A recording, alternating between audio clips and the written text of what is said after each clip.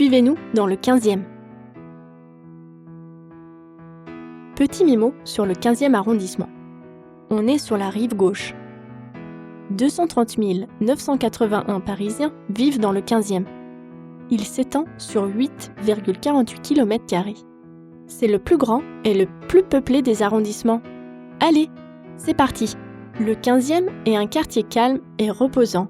Il a son clocher... non. Plutôt sa tour. C'est la tour Montparnasse. Elle mesure 210 mètres de haut et date de 1973. Elle abrite des logements et des bureaux. Plusieurs grimpeurs et youtubeurs ont escaladé sa façade à main nue. Un petit tour du côté des ponts du 15e. Tout d'abord, le pont de Grenelle, qui offre un accès sur l'île aux Cygnes. Celle-ci est célèbre pour sa statue de la Liberté. En miniature, d'une hauteur tout de même de 16 mètres. Ensuite, voici le pont de Bir Hakeim. Il a été construit en 1905. Sa structure en fer est remarquable, ainsi que les statues qui ornent ses piliers. C'est un pont à 3 niveaux. On peut le traverser à pied, en voiture et en métro. Enfin, voilà le pont Mirabeau. C'est un pont métallique et poétique. Pourquoi donc ? Parce que le poète Guillaume Apollinaire a justement écrit le pont Mirabeau. Sous le pont Mirabeau coule la Seine et nos amours. Mais il n'y a pas que de la poésie dans le 15e. C'est un repère pour les artistes de la capitale.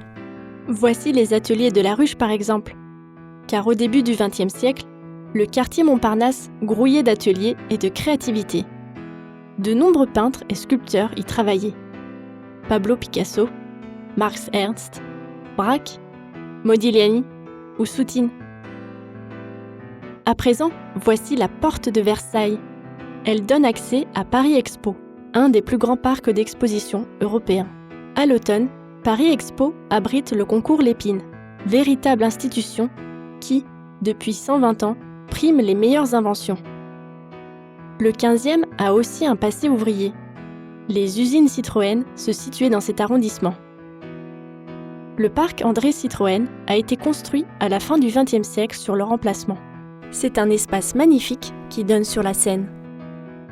2 grandes serres proposent aux promeneurs des plantes rares et exotiques.